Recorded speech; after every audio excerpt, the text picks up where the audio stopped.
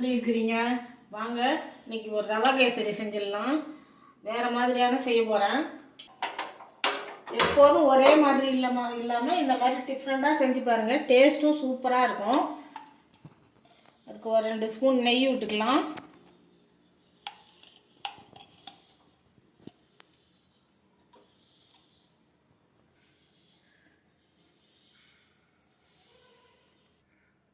ஒரு 10 முந்திரி பருப்பு வறுத்துக்கலாம்.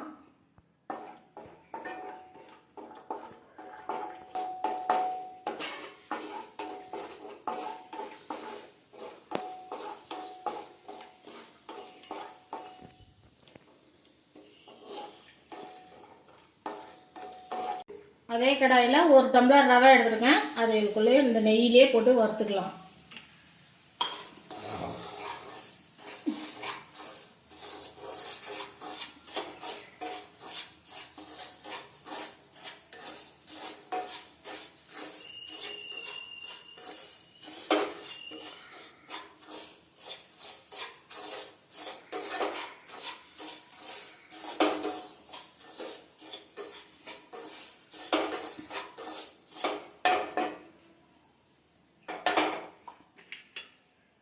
அடுப்பை சிம்மில் வச்சுக்கலாம்.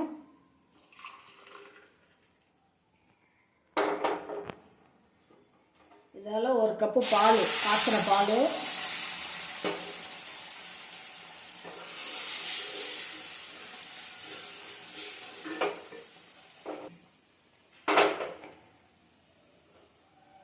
ரெண்டு டம்ளர் பால்,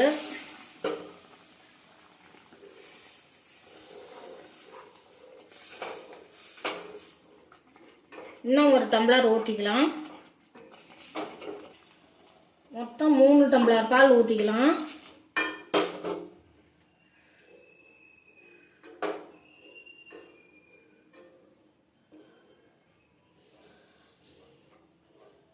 அடுப்பை மீடியமாக வச்சுக்கிட்டு நல்லா கலந்து விட்டுக்கலாம்.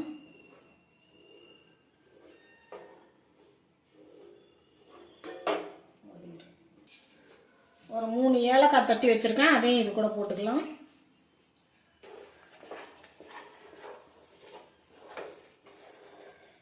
பால் எடுத்த டம்ளராலேயே 1 டம்ளர் சர்க்கரை எடுத்து வச்சுருக்கேன். அதையும் இது கூட போட்டுக்கலாம்.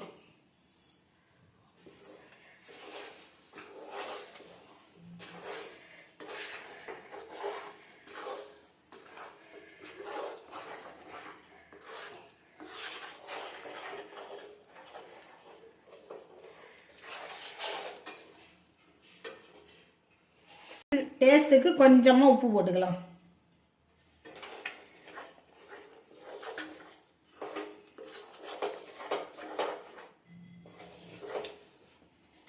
நான் கலர் பவுடர் எதுவும் போடலை. உங்களுக்கு வேணும்னா நீங்கள் கலர் பவுடர் போட்டுக்கோங்க. இல்லைன்னா குங்குமப்பூ கொஞ்சோண்டு பாலில் கலந்து சேர்த்துக்குங்க. நல்லாயிருக்கும் கலரு. என்கிட்ட குங்குமப்பூ இல்லை.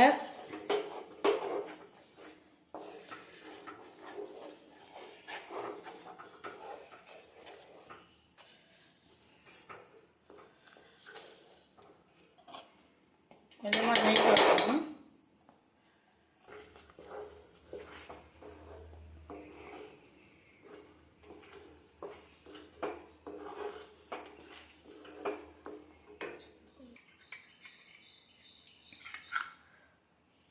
இன்னும் ஒரு 2 ஸ்பூன் நெய் விட்டுக்கலாம்.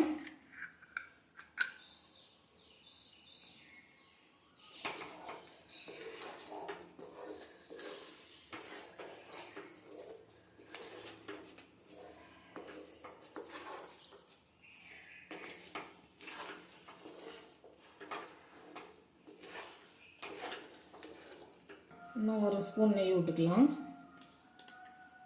போதும்.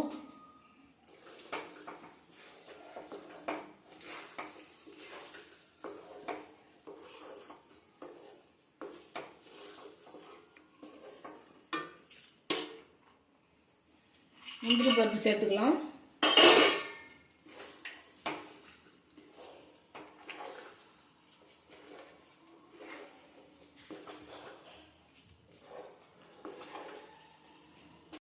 சுட சுட கேசரி ரெடி ஆயிடுச்சு.